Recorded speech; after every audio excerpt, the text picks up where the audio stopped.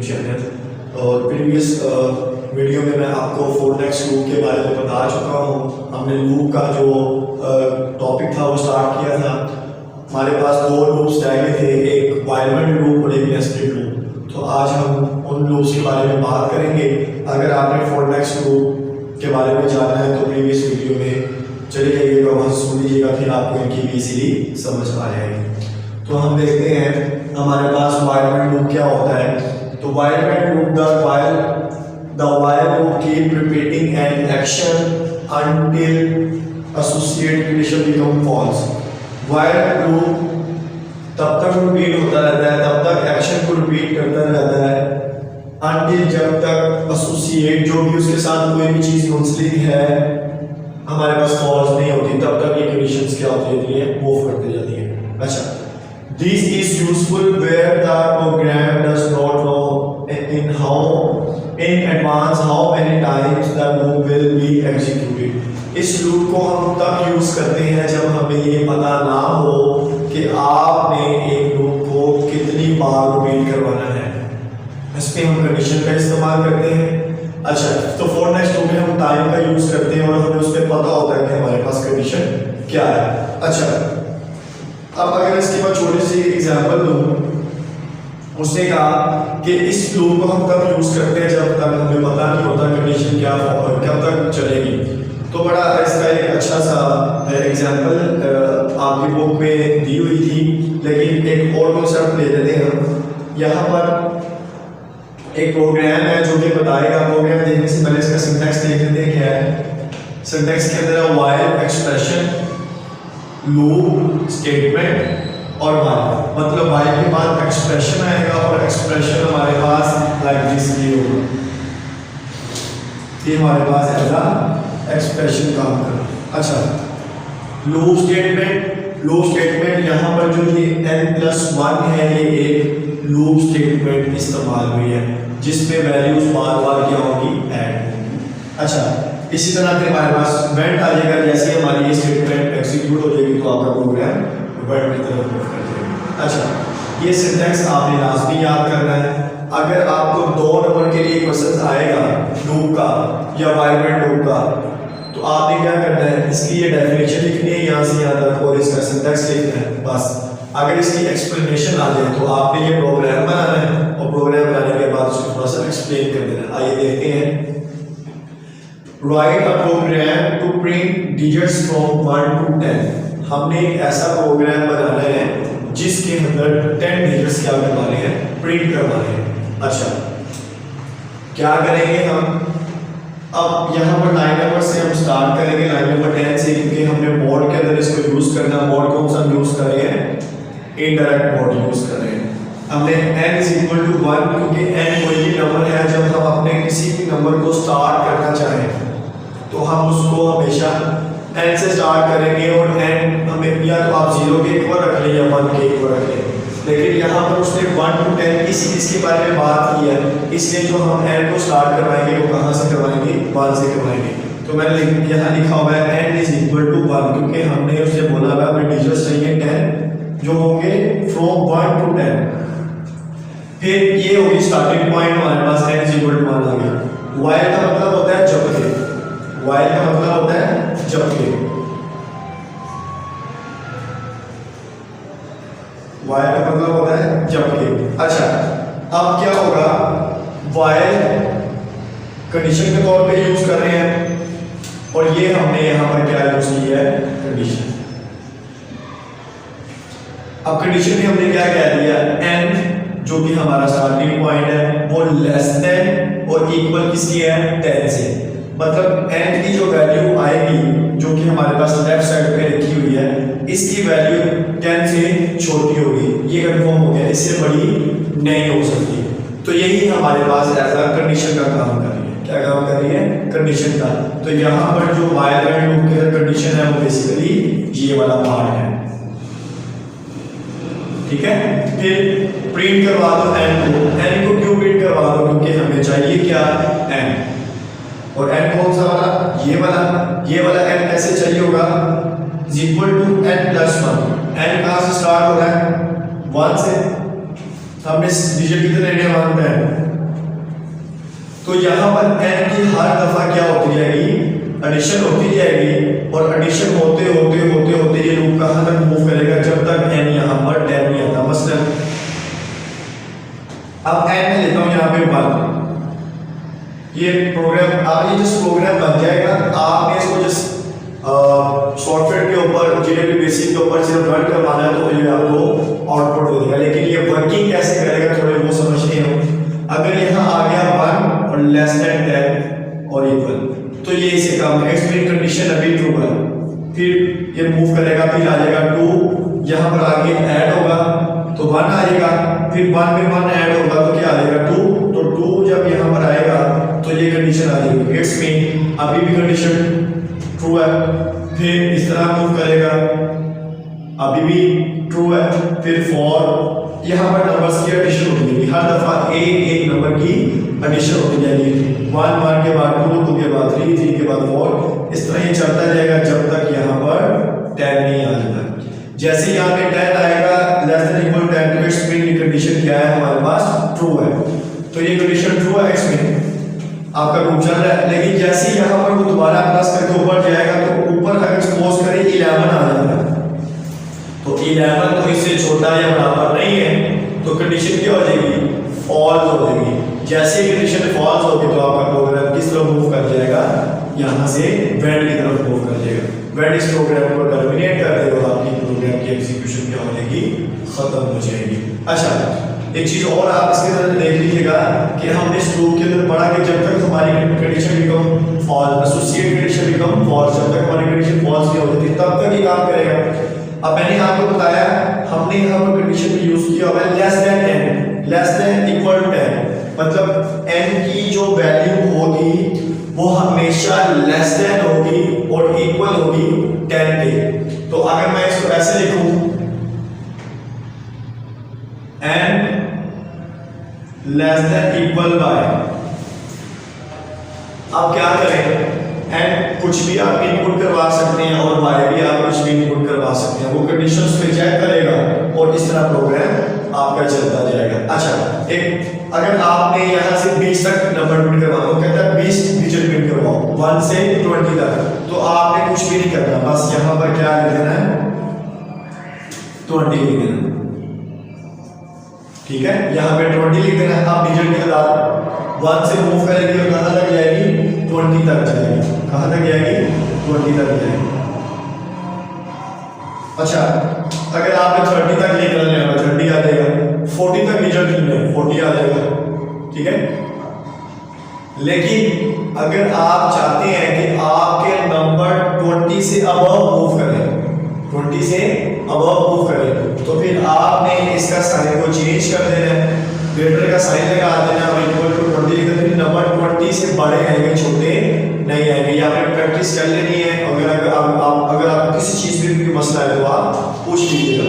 ये तो हो गया हमारे पास वायरमेंट लूप। वायरमेंट लूप ऐसा लूप होता है जो कि एक्शन को रिपीट करवाता है, तब तक करवाता है जब तक हमारी कंडीशन बिकम फॉल्स, जब तक फॉल्स नहीं हो रही तब तक ये लूप मूव होता जाता है। फिर हमने इसके हम तब यूज करते हैं जब हमें पता ना हो कि हमने लूप को कितनी दफा रिपीट करवाना है। तो फॉर नेक्स्ट लूप और वायरमेंट लूप के अंदर सिर्फ एक मेजर फर्क है, उसमें हमें पता होता है कि हमें लूप को कितनी दफा चलाना है, जबकि इसके अंदर हमें पता नहीं होता हमें लूप को कितनी दफा रिपीट करवाना है। अच्छा, ये तो गया वायरमेंट लूप। अब हम नेस्टेड लूप देखते हैं। हमारे पास नेस्टेड लूप क्या होता है, तो नेस्टेड लूप एक ऐसा लूप होता है जिसमें अगर हम एक से ज्यादा लूप इस्तेमाल कर लें, कितने, एक से ज्यादा लूप इस्तेमाल कर लें, उस वक्त जो हमें लूप की जरूरत पड़ती है उसको हमने नाम दिया हुआ है नेस्टेड लूप का। तो बेसिकली नेस्टेड इज नथिंग, लेकिन इसके अंदर मोर देन 2 लूप यूज होते हैं, इसलिए हमने इसको किसका नाम दे दिया, नेस्टेड लूप का। तो डेफिनेशन देखते हैं, इनसाइड अ लूप मतलब लूप के अंदर, फॉर और व्हाइल मतलब इसके अंदर इनसाइड, इसके अंदर फॉर लूप भी हो सकता है और व्हाइल भी हो सकता है। देयर कैन बी वन और मोर लूप्स, मतलब इसके अंदर एक लूप भी हो सकते हैं और एक से ज्यादा भी हो सकते हैं, वो फॉर हो सकता है या व्हाइल हो सकता है। Such type of structure is known as nested loop. इस तरह के स्ट्रक्चर को हम बोलते हैं नेस्टेड लूप। जब एक लूप के अंदर एक और लूप इस्तेमाल हो रहा हो तो हम उसको कह सकते हैं कौन सा लूप यूज हो, यूज कर रहे हैं, हम नेस्टेड लूप यूज कर रहे हैं। अच्छा, फिर फॉरवर्ड फॉरवर्ड, इसकी फॉरवर्ड कैसी है? अगर आपको कुछ इस तरह की आउटपुट चाहिए हो, ये बने हुए हैं स्टैटिक बने हुए हैं 1 2 3 4 5, फिर 1 2 3 4, फिर एक स्टार हर दफा क्या हो रहा है, कम हो रहा है, फिर 3 फिर 2 फिर 1, तो ये ट्रायंगल बन गई। अच्छा, तो इस तरह की अगर हमें आउटपुट चाहिए हो, आपको एक प्रोग्राम आता है, वो कहता है कि इस तरह की आउटपुट शो करवा के दो मुझे, और इसको इसके लिए प्रोग्राम बनाओ, तो आपने परेशान नहीं होना। जब भी इस तरह की शक्ल आ जाए या इससे और तरह की कोई शक्ल आ जाए, तो इस तरह की शक्लों के लिए हमेशा एक ही लूप यूज होगा, उसको हम बोलते हैं नेस्टेड लूप, क्योंकि नेस्टेड लूप को हम तब यूज करते हैं जब हमारे पास एक से ज्यादा लूप हमने किसी प्रोग्राम में इस्तेमाल करते हैं। तो ये छोटा सा एक प्रोग्राम है जो कि इस वैल्यूज को प्रिंट करवाएगा। कैसे करवाएगा आइए देखते हैं। अब नेस्टेड लूप की पहचान कहाँ से होगी? यहाँ से होगी, क्योंकि इसके अंदर कितने लूप यूज हुए हैं? 2 लूप यूज हुए हैं, तो इट्स मीन ये नेस्टेड लूप बन गया, क्योंकि नेस्टेड लूप के अंदर एक से ज्यादा लूप यूज होते हैं। अच्छा, पहला हमने लूप यूज किया y के लिए, y में हमने लिखा 1 5 to 1, 5 to 1 से क्या मुराद है? वो देखो पहले स्टार कितने हैं लिखे हुए यहाँ पे 1 2 3 4 5, इट्स मीन जो नंबर 1 में हमने जो आउटपुट करवानी है वो 5 ही है, इसलिए यहाँ पर लिख दिया 5 to 1, मतलब 5 से मूव करो कहाँ तक? 1 तक, कि लास्ट 1 कहाँ पर आ रहा है यहाँ पर, तो ये 5 4 5 5 के बाद क्या आएगा? 5 से 1 तक जाना है, तो 5 के बाद 4 4 के बाद 3, मतलब हमने लेस जाना है, करते करते 1 आ जाएगा। ये तो आ गया 4 y के लिए, ये वाला 4 आ गया x के लिए। x के लिए क्यों आया? अब ऐसे समझ लो, x एक्सिस और y एक्सिस, y एक्सिस की वैल्यू ये दे दी, x एक्सिस पे उसने क्या दिया? x1 to y, x कहां से स्टार्ट होगा? 1 to y, इसको हम बोलते हैं आउटर लूप, इसको बोलते हैं इनर लूप। आउटर लूप में सिर्फ हमारे पास जो वैल्यूज आएंगी वो बताएगा वो कितनी है, 5 से 1 तक, सिंपल। इनर ये बताएगा कि उस वैल्यू में हमने जाना कहाँ तक है, तो ऑब्वियसली हमने कहाँ तक जाना है, 5 तक, क्योंकि इसमें सबसे बड़ी वैल्यू में जो नंबर्स आ रहे हैं कितने आ रहे हैं? 5 आ रहे हैं, 1 2 3 4 और 5। तो y जो है वो आउटर लूप के लिए यूज हो रहा है, x हमारे पास इनर लूप के लिए यूज हो रहा है। इनर लूप बताता है कि हमने कहाँ तक जाना है, आउटर लूप बताता है कि हमने वैल्यूज को स्टार्ट कहाँ से करना है, तो स्टार्ट 5 से किया तो 5 to 1 चले। अच्छा, फिर प्रिंट करवा दें, क्योंकि हमें एक ही आउटपुट नजर आ रही है स्टैटिक की, तो हमने प्रिंट में लिख दिया स्टैटिक। अब इसको चेंज करके दिखाता हूँ, फिर कह दिया नेक्स्ट x, नेक्स्ट किसके लिए कहा दिया? इनर लूप के लिए।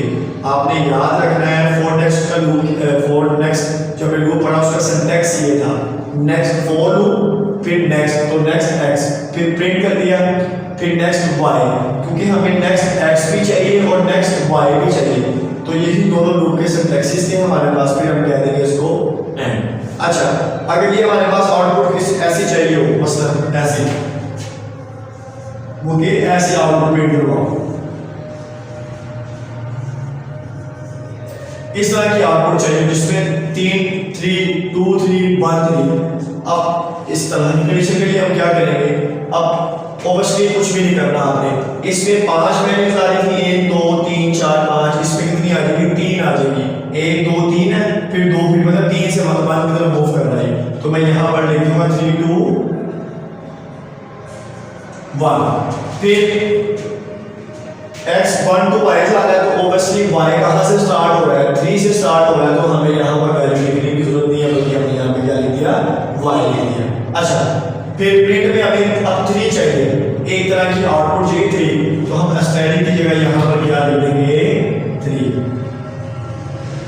बाकी सारा प्रोग्राम वही लेगा। अच्छा, वो कहता है यार ये वाली आउटपुट नहीं चाहिए, बल्कि ये वाली आउटपुट प्रिंट करवा देगा, ये वाली 2 2 2 2 2 2 2 करते करते, तो सबसे पहले आपने गिनना है 2 मैक्सिमम कितनी दफा आया है? 1 2 3 4, एक लाइन में 4 दफा, फिर 3 फिर 2 फिर 1। अब इसके लिए कंडीशन क्या हो जाएगी? चेंज हो जाएगी। आप क्या करोगे? अब ये 4 है, 4 से 1 की तरफ मूव कर रहा है, तो आप आउटर लूप में यूज कर दोगे 4, ठीक है। इनर लूप में वही लेगा, इनर लूप में चेंजिंग की जरूरत नहीं पड़ेगी। क्यों? क्योंकि हमने 1 टू y जाना है, 1 से स्टार्ट करेगा y तक जाएगा और y तक जाने के लिए वो y से स्टार्ट हो रहा है, ऑब्वियसली 4 से स्टार्ट हो रहा है तो y से 4 तक ही जाएगा, मतलब x 4 तक ही जाएगा। अब प्रिंट में हमें क्या चाहिए? प्रिंट का मतलब होता है प्रिंट स्टेटमेंट का जो भी चीज उसके अंदर लिखी है उसको एज इट इज प्रिंट करवा दो। तो यहाँ पर मैं क्या लिखूंगा? 2 लिख दूंगा। जैसे मैं 2 लिख दूंगा, बाकी मुझे कुछ भी चेंज करने की जरूरत नहीं है। इस तरह अब एक शक्ल तो ये होगी, अगर एक शक्ल ऐसे आ जाए फिर हम क्या करेंगे? मसलन अगर वो कहता है इस तरह आउटपुट छोड़ लो 2 मतलब इसकी शक्ल को हम चेंज कर देते हैं। अब पहले इस तरह शो हो रहा था, अब इस तरह शो हो रहा है। अब इस तरह शो करवाने के लिए अब आपने देखना है मिनिमम कितना आ रहा है 1, मैक्सिमम कितना आ रहा है 5, 1 2 3 4 5, ये 4 फिर 3 फिर 2 ये 1। तो ये मेरा बेटा इस तरह शक्ल चेंज होगी। जब शक्ल चेंज होगी तो कुछ भी नहीं होगा, सिर्फ यहाँ पर चेंजिंग आ जाएगी। पहले 5 to 1 जा रहा था आउटर लूप, अब 1 से 5 तक जा रहा है। तो आपने जस्ट यहाँ पर लिखते रहे 1 2 5, मतलब 1 से हम जा रहे हैं 5 की तरफ। तो पहले 1 फिर 2, ये ऐसे नहीं रहेगा, इसको चेंज करने की हमें जरूरत नहीं है।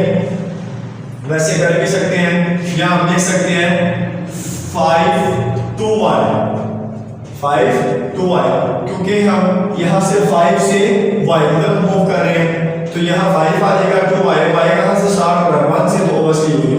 अब इसमें हमें 2 चाहिए था, एज इट इज वैल्यू को प्रिंट करवाने के लिए ये 2 ही आ गया, बाकी सारा प्रोग्राम वही लेगा। तो ये डिफरेंट तरह के एग्जांपल्स मैंने आपको देके बता दी। अगर आप किसी चीज़ में भी मसला हो तो ज़रूर पूछिएगा, अपना बहुत ज़्यादा ख्याल रखिएगा। लेकिन एक बात जल्दी सुन लीजिएगा, ये लेक्चर्स को ध्यान से गौर से सुने, ये बोर्ड के हवाले से बहुत ही इंपॉर्टेंट क्वेश्चन है, आपने इसको बड़ी एहतियात से करना है। जज़ाकल्लाह।